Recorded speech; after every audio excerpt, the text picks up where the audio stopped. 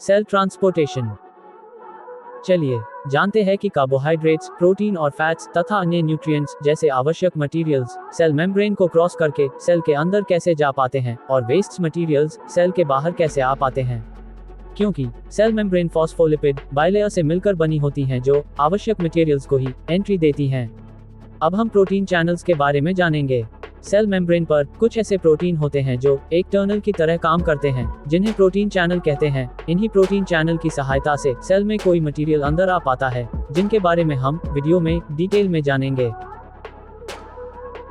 चलिए शुरू करते हैं। सेल ट्रांसपोर्ट दो प्रकार से होता है, पैसिव ट्रांसपोर्ट और एक्टिव ट्रांसपोर्ट। सबसे पहले हम पैसिव ट्रांसपोर्ट और इसके टाइप्स को समझते हैं।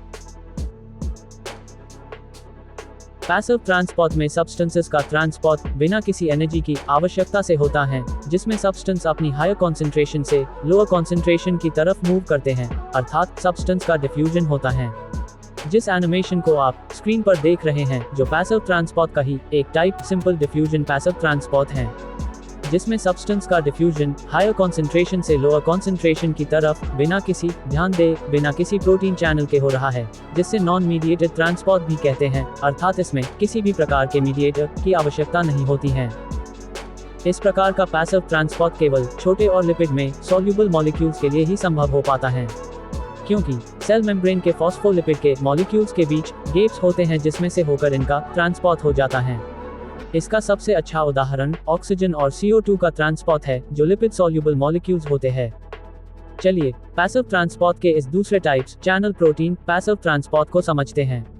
अनेक सब्सटेंस जैसे कि आयंस और मैक्रोमोलिक्यूल्स जो सेल मेम्ब्रेन को क्रॉस नहीं कर पाते हैं और सेल के अंदर जाने के लिए इनको एक प्रोटीन चैनल या मीडिएटर की आवश्यकता होती है, जो इन सब्सटेंसेस को अपने हायर कॉन्सेंट्रेशन से लोअर कॉन्सेंट्रेशन की तरफ ले जाता है, जिन्हें मीडिएटर पैसिव ट्रांसपोर्ट भी कहते हैं। जिस एनिमेशन को आप स्क्रीन पर देख रहे हैं जो प्रोटीन चैनल के एग्जाम्पल्स में से एक है, जिससे लिगेंड गेटेड आयंस चैनल के नाम से जाना जाता है। इसमें चैनल का गेट तब तक बंद रहता है जब तक कोई स्पेशल लिगेंड इससे कनेक्ट होकर इसे ओपन ना कर दे। इसके ओपन होते ही आयंस का मूवमेंट हाई कॉन्सेंट्रेशन से लोअर कॉन्सेंट्रेशन की तरफ होने लगता है। इस प्रकार के प्रोटीन चैनल न्यूरॉन्स के सिनेप्सेस में प्रेजेंट होते हैं। इसके अलावा वोल्टेज गेटेड आयन चैनल जो न्यूरॉन के एक्सोन पर होते हैं, तथा एक्वापोरेंस जो वाटर के ट्रांसपोर्टर होते हैं, और स्पॉर जो एनी टाइम्स खुले रहते हैं, जिनसे वाटर और अन्य स्मॉल मॉलिक्यूल्स का ट्रांसपोर्ट होता है, आदि ये सभी प्रोटीन चैनल पैसिव ट्रांसपोर्ट के एग्जाम्पल है।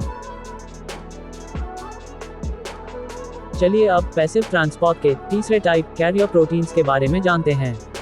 कैरियर प्रोटीन्स भी मीडिएटेड पैसिव ट्रांसपोर्टर है, क्योंकि यह भी सब्सटेंसेस को एक मीडियम की सहायता से ट्रांसपोर्ट करता है, जैसा कि आप इस एनिमेशन में देख सकते हैं, जिसमें सबसे पहले हायर कॉन्सेंट्रेशन वाले सब्सटेंसेस इस कैरियर प्रोटीन से केमिकली जुड़ते हैं, और फिर कैरियर प्रोटीन्स अपने स्ट्रक्चर में चेंजेस कर इन सब्सटेंसेस को सेल मेम्ब्रेन के दूसरी तरफ लोअर कॉन्सेंट्रेशन वाले एरिया में छोड़ते हैं।